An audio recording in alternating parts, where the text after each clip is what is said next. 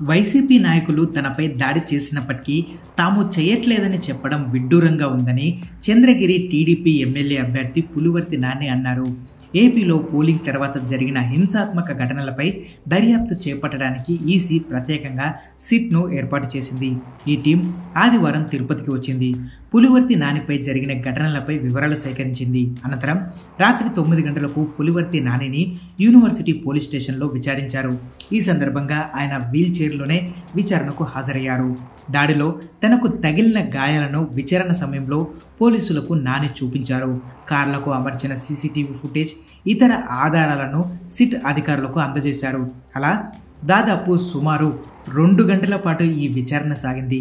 అనంతరం బయటికి వచ్చిన పులివర్తి నాని మాట్లాడుతూ వివరాలన్నీ సిట్కు అందించానని, ఈ విషయంలో తనకు తప్పకుండా న్యాయం జరుగుతుందని ఆయన ఆశాభావం వ్యక్తం చేశారు.